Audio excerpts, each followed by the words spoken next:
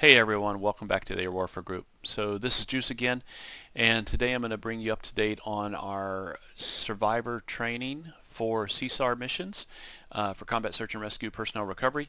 And yesterday we ran our second formal training exercise in the Air Warfare Group, and that consisted mostly of Sandy and Jolly working out their en route tasks for executing all the stuff that they have that they're responsible for en route to the SEER area, the survival area. And it made me realize that I also wanted to provide some DCS mission editors some tips and some background on what to consider when you're putting a survivor down on the ground and how that survivor role would be played out in a DCS mission that we're running. So everybody in the survival or in the rescue package has a responsibility, including that of the survivor. As a matter of fact, the survivor probably has one of the most important responsibilities because they have the most to lose and the most to gain from being rescued. So in the case of the responsibilities that the survivor has to consider, and you have to consider this for your mission editing, because if you put this guy down in the bottom of a canyon in the real world, that's going to make a problem for establishing radio contact, being able to see the signals, and and allowing the helicopter to get into a confined space to try to get them out.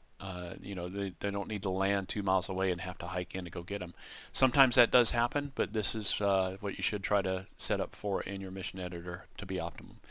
So the survivor's responsibilities include establishing radio contact and maintaining communications with the rescue forces. They also have the responsibility to be prepared. I mean, stay on top of things. Pilots are really good about this, so it's usually not a problem, but with proper training and consideration, the pilots do a good job of this. One of those responsibilities is going to be to authenticate themselves. They have to validate who they are and let rescuers know that it's not a phony that they're going in to get ambushed by. They have to be ready to relocate. In DCS, it's hard for us to get the AI or the static AI pilot to move, but that would be something we would consider. We'd look at, okay, is there a possible secondary location that we can pick up the survivor at?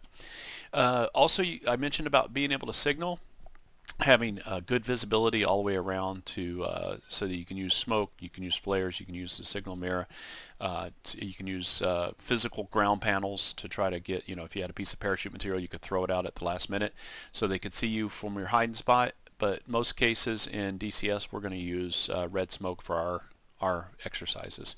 And then they also have to be willing or be able to provide more information to rescue forces post all of this.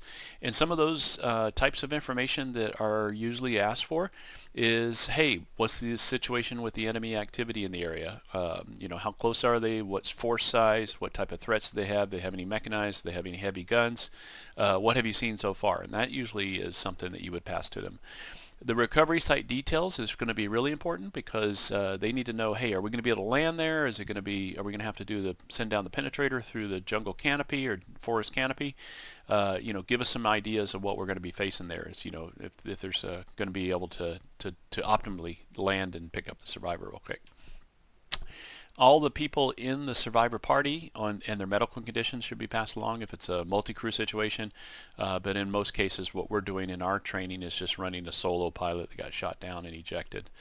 What types of signal devices do you have available? For our purposes for DCS World, we're using smoke, and I will show you in the next video how I set that up and what I'm using to deliver that smoke and doing the triggers and everything. As a matter of fact, I don't use any triggers or scripts. What I do is I actually go into as the choreographer of the survival exercise, and I go into a vehicle and mark the survivor's position with smoke with the JTAC vehicle.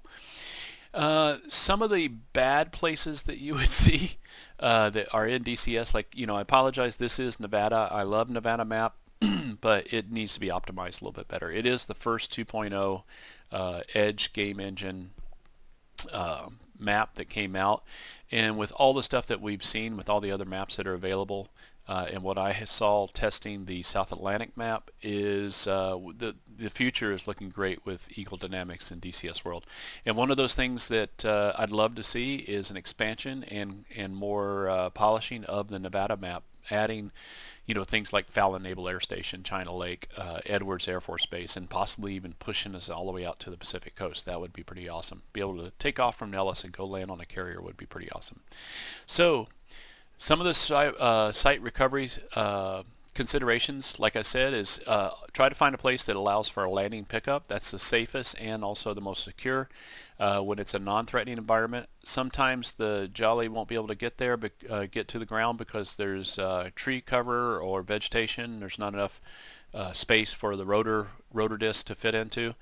And I have seen some really hairy pickup spots, and some of those at night, and so it's not fun. It's pretty white knuckling when you do that. You want to make sure that it's free of obstructions, like I said, and away from activity. And that activity needs to be away from enemy activity. You don't want to do this in the enemy's backyard. You also don't want to do it around civilians, because civilians typically might come out. One, you can't trust that they're not going to try to harm you, but also they might come out and try to, you know, maybe they might want to interfere with the survivor or the rescue process, or they might just get in the way. If you can, find a place that you can conceal yourself or conceal the survivor until rescue gets there. You know, if he's, you know, usually popping smoke is in the last terminal phase of the pickup, and then the survivor stays in the bush until rescue forces tell him to come out on the radio or in person. They'll wave him over, and he would walk over, she would walk over, hands open so they can see you don't have any threats.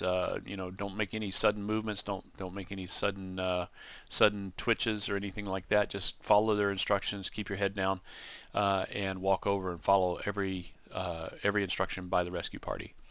Try to find a place that when you put the survivor on the ground and you're considering a place for your pickup, try to do a place that offers multiple entry routes. You don't want to do a one-way in, one-way out.